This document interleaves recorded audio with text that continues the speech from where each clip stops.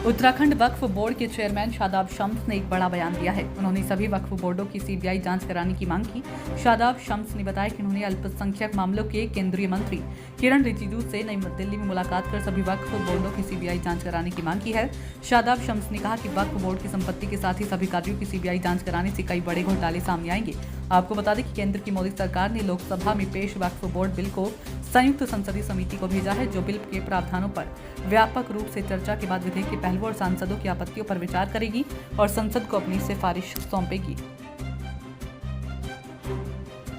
वक्फ board जैसे वक्फ board आ रहा है उसको लेके मैं माननीय केंद्रीय मंत्री जी से मुलाकात किरण रिजिजू जी से हुई और मैंने उनको बधाई भी दी और कहा कि बहुत वक्त की ज़रूरत है और उनको मुबारकबाद पेश की।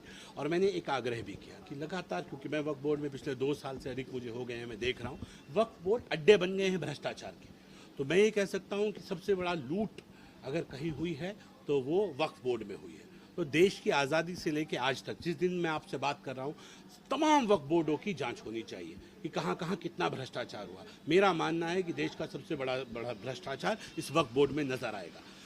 ये गरीबों के लिए था वक्फ बोर्ड। अमीर प्रॉपर्टी को दान करे और वो गरीबों के काम आए। मुझे नहीं लगता किसी गरीब का भला हुआ है वक्फ बोर्ड में। अमीर लोग खा रहे हैं, कुछ कांग्रेसी नेता, कुछ चंद मौलाना, चंद मुतवल्ली, चंद वक्फ बोर्ड अध्यक्ष, वक्फ बोर्ड के सदस्य लूट मची है, शाही जिंदगी गुजार रहे हैं। और जो गरीब है, जो बेवा बहन है, जो विधवा बहन है, जो यतीम बच्चा है, जो अनाथ बच्चा है, जिसका कोई नहीं है, जो बूढ़े माँ बाप घूम रहे हैं, जिनको सर छुपाने की जगह नहीं मिल रही है।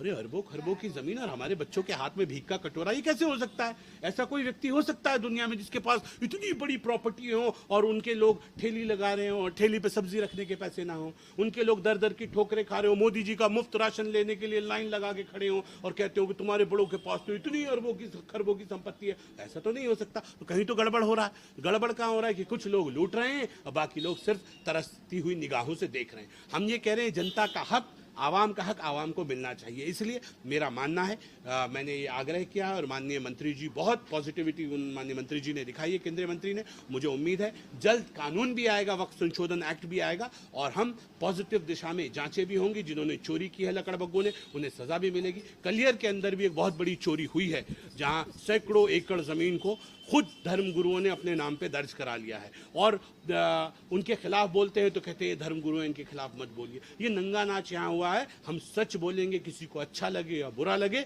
उस सैकड़ों एकड़ जमीन की भी सीबीआई जांच की मैंने मांग की है। मुझे उम्मीद है कि वो जमीन जो दरगाह की जमीन है, जो गरीबों और मिस्किनों का हक है, वो उन्हें वापस मिलेगा। दूसरा, मेरा मानना है कि आज वक्त और हालात की ज़रूरत है। इस प्रॉपर्टी का सही इस्तेमाल किया जाए और इस प्रॉपर्टी के ऊपर सर्व समाज के लिए अच्छे हॉस्पिटल्स बने, अच्छे स्कूल बने, जो देश के काम आए।